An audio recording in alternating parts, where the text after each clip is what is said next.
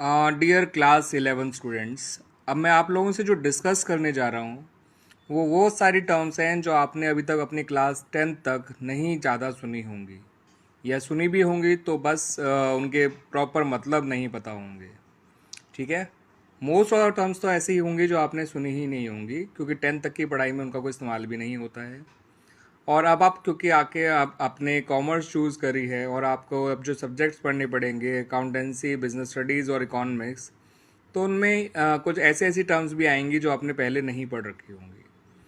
तो मैं तो फिलहाल का बात कर रहा हूँ अकाउंट्स की, तो मैं आप लोगों से जो डिस्कस करूँगा ऐसे ही कुछ बेसिक अकाउंटिंग टर्म्स जो आप लोगों को पता होनी चाहिए अगर आप अकाउंटेंसी सब्जेक्ट में अपना जो है को ढंग से समझना चाहते हैं, उसमें एक्सेल करना चाहते हैं। ठीक है बच्चों, और उसमें परफेक्शन चाहते हैं।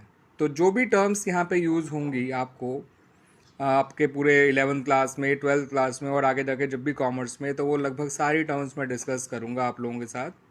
शुरुआत में कर रहा हूँ एसेट्स के साथ। अब एसेट्स नाम आपने शायद सुन भी रखा होगा, लेकिन एसेट्स का एक प्रॉपर मतलब क्या होता है वो मैं आपको यहाँ पे समझाने जा रहा हूँ। आपको लिखा हुआ यहाँ नज़र भी आ रहा होगा वैसे तो, ऐसे economic resources which are owned by a business, property और rights which are owned by a business, anything which provides future benefit और cash to the business in future, that is an asset. ठीक है बच्चों। तो बच्चों, आपने ये जो तीनों डेफिनेशन मेरी देखी या मेरी तीनों मीनिंग जो देखे, उनमें एक बात आपने कॉमन देखी होगी, ओन्ड वर्ड आया है। ठीक है बच्चों। तो ओन्ड का मतलब जो आपके अपने हैं, जो आपको किसी को लौटाने नहीं है, जिन पे आपका पूरा पूरा हक है। ठीक है बच्चों।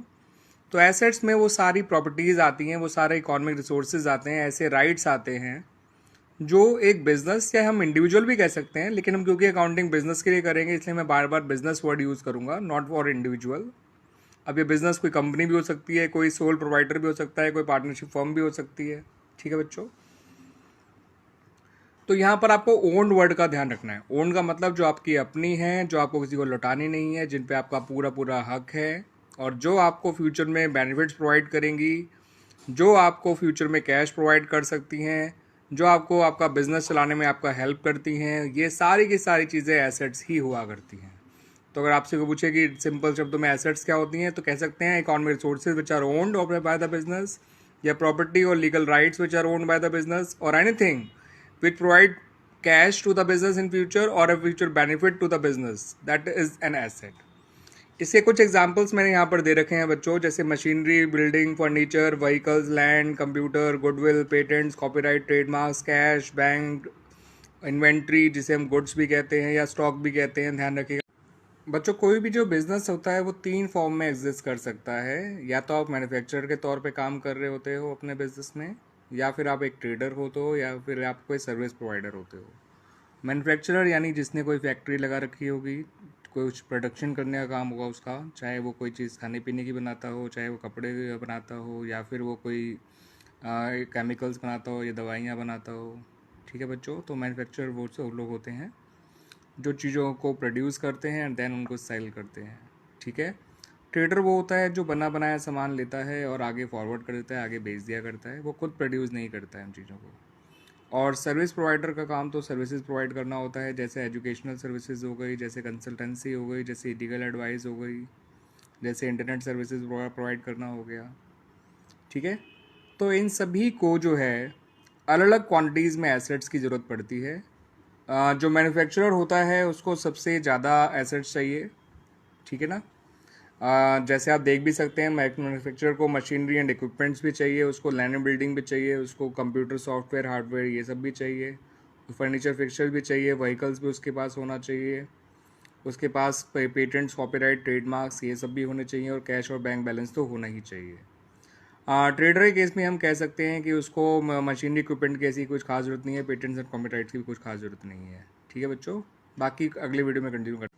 अब जो सर्विस प्रोवाइडर्स होते हैं उनको भी एसेट्स चाहिए, लेकिन मशीनरी इक्विपमेंट्स उनको जरूरत नहीं है, क्योंकि उन्हें कुछ ऐसा प्रोटेक्शन नहीं करना होता है, बट लैंड बिल्डिंग की जरूरत उनको भी है। ठीक है। अपनी सर्विस प्रोवाइड करने के लिए उनको अपना एटलीस्ट ऑफिस तो खोलना ही होगा, और ऑफिस के लिए उनको लैंड या बिल्डिंग चाहिए होगी। चलो वो भी नहीं तो उसको किराए पे लेना होगा, बट चाहिए तो ज़रूर होगी ना उसको। कंप्यूटर्स और सॉफ्टवेयर, हार्डवेयर तो आज की डेट में सभी की रिक्वायरमेंट हो गई है, सभी को चाहिए। इवन एजुकेशनल या जो टीचर्स हैं, जो ट्यूटर्स हैं, जो कोचिंग इंस्टीट्यूशंस हैं, उन तक को भी कंप्यूटर, सॉफ्टवेयर, हार्डवेयर दोनों चाहिए होता है। इंटरनेट कनेक्शन तो उनको भी चाहिए होता है, फर्नीचर्स तो उनको भी रखना पड़ेगा, सर्विस प्रोवाइडर्स को भी, व्हीकल्स तो कायदे से उनके पास भी होने चाहिए। बाकी पेटेंट्स या कॉपीराइट्स के बारे में हम ये कह सकते हैं हो भी सकते हैं उनके पास, नहीं भी हो सकते हैं, ठीक है ना। सर्विस प्रोवाइडर को भी ध्यान रखना पड़ता है कि वो किसी और चीज़ को कॉपी ना कर ले किसी और को, तो इसलिए उस कॉपीराइट्स जो हैं या कोई और उनको कॉपी ना कर ले, तो यू शुड हैव कॉपीराइट्स। और कैश और बैंक बैलेंस तो सभी को ही चाहिए। तो इस तरह से देख सकते हैं बच्चों, जो एसेट्स होती हैं चाहिए सभी को होती हैं, किसी को ज़्यादा अमाउंट में चाहिए होती हैं, किसी को कम अमाउंट में चाहिए होती हैं, किसी को और भी कम अमाउंट में चाहिए या सबसे कम अमाउंट में चाहिए, लेकिन चाहिए सभी को होती हैं। तो ये वो इकोनॉमिक रिसोर्सेज होते हैं जिनके बिना बिज़नेस करना पॉसिबल नहीं होता है। किसी भी बिज़नेस को चलाने के लिए इनका होना ज़रूरी है। यही वो चीज़ क्या कहते हैं रिसोर्सेज हैं जिनको यूज़ करके आप बिज़नेस अपना चलाते हैं, अपनी गुड्स या सर्विसेज प्रोड्यूस करते हैं और उनको सेल करके पैसा कमाते हैं। ठीक है बच्चों एसेट्स को क्लासिफाई किया जाता है कई तरह से। उनमें एक तरह है आपका, या एक तरह की क्लासिफिकेशन है टेंजिबल और इनटेंजिबल एसेट्स। तो ऐसी एसेट्स जिनकी कोई फिजिकल एग्जिस्टेंस हुआ करती है उनको टेंजिबल एसेट्स कहा जाता है। फिजिकल एग्जिस्टेंस होने का मतलब जिनको देखा और छुआ जा सकता है। इनमें आप machinery, building, furniture, vehicle, land, computer का हार्डवेयर, ये सब वगैरह काउंट कर सकते हैं। और भी बहुत सारे एग्जाम्पल हैं, इसलिए आप सिर्फ इतने को ही मत समझिएगा, ये सब कुछ कॉमन एग्जाम्पल्स हैं। इसके जस्ट अपोजिट होती हैं इंटेंजिबल एसेट, जिनकी कोई फिजिकल एग्जिस्टेंस ही नहीं हुआ करती, यानी ना ही उनको देखा जा सकता है ना ही छुआ जा सकता है। आपको ये कह सकता है कि जब इनकी फिजिकल एग्जिस्टेंस ही नहीं है तो फिर इनको एसेट्स क्यों कह रहे हैं।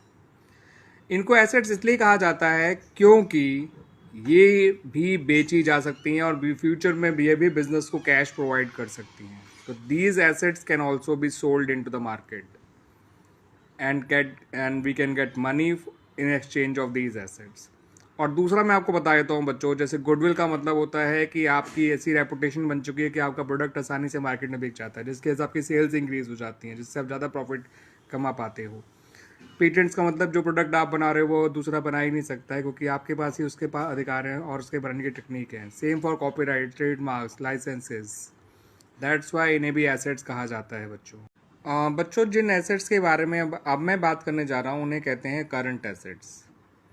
अब करंट एसेट्स वो एसेट नहीं है जिनमें से कोई करंट निकलता हो।